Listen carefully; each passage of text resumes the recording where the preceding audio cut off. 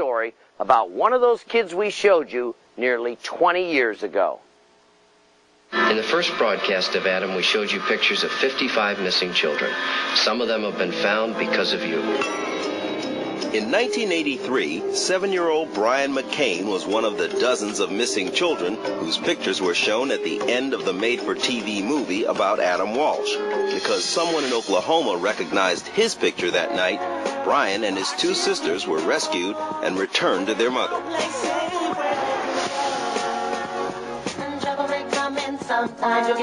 That was 19 years ago. This is Brian McCain today. He's known worldwide as Bizzy Bone, core member of the multi-platinum, Grammy Award-winning group Bone, Thugs, and Harmony. But despite his phenomenal success, memories of the abuse he suffered as a child at the hands of his abductor are still vivid and painful. Who abducted you and your siblings, and how old were you when that happened? Byron abducted us. Byron McCain was his name. Was my mother's ex-husband and my older sister's father. I was 5 years old when he abducted us. He took us. He took me and my sisters. He got us in the car and he drove away. And we never turned around. He told us our mother was dead. He told us our grandmother was dead. And we were moving on with our life, and we started on our trip. Hotel to hotel. You know, city to city. From broke down car to broke down car. Not having nothing to eat, walking up to old ladies in rest areas and telling them that me and my sisters were hungry. Could we have a bite of their food? And before he was finally rescued, Brian went through something else no child should have to go through. My sisters had gotten dropped off somewhere, and I wound up at someone else's house with Byron. Never seen him before in my life. He told me to go upstairs and to take a bath with somebody's son. The kid had to be 11, 12 years old. And we went upstairs to take a bath, and when we went in that bathroom, the kid told me things that no other kid should tell another kid. No other kid should ask another kid to do. You don't inquire about a child's private parts. You don't ask a child to touch his private parts. You don't ask things like that. So I bottled that up inside, and I kept that up inside, and I never told nobody. Being rescued as a result of being featured on the Adam Walsh movie saved him from one nightmare. But what should have been a happy reunion with his mom turned into another bad break. Brian says his new stepfather soon created another abusive environment. How bad was the abuse? It got to a point to where bruises were popping up and staying for 3 and 4 days. And that's when it crossed the borderline to abuse. So eventually it got to be an abusive situation for my mom. She rolled out. She left. She grabbed us, packed us up, put us in foster homes, and said that, she's going to get her place together. Brian was so happy. It was in Beulah Smith's foster home where Brian finally found the love and safety that he desperately needed. Beulah taught him what childhood was supposed to be like.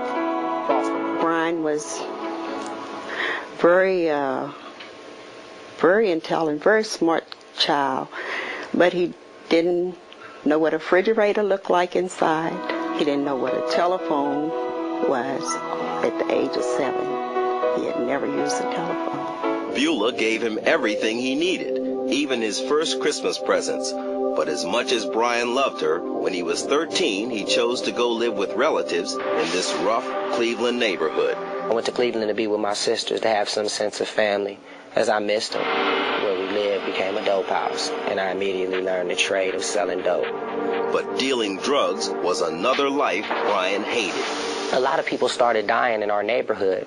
We had a street called 99th. It was off 99th in St. Clair. I didn't want to be in that situation. I didn't want to keep seeing these drug addicts crawling on the floor, smoking and snorting rat poison, thinking that it's dope. Having to call the ambulance and the paramedics. I didn't want to be there anymore. I didn't want to do that anymore because I seen that I was selling poison to people, and I understood that. Once again, Brian McCain needed to be rescued, and once again he was. But this time it wasn't a TV movie or a foster parent that came to his aid. This time, his savior was music. It's When he was 15, Brian met 3 kids who went by the nicknames Lazy Bone, Crazy Bone, and Wishbone. They all shared a love of rapping, writing, and singing. Brian took the name Bizzy Bone. Together, they became brothers in song and in life as the mega rap group Bone, Thugs, and Harmony. In 1997, they exploded to the top of the music world. Today, despite fame and fortune, Bizzy hasn't forgotten the bitter lessons he learned as an abused child. He spends a lot of his spare time reaching out to other abused kids, and he wants every at-risk child to know that there can be light at the end of the dark tunnel of child abuse. And you gotta let it go. You gotta let it go.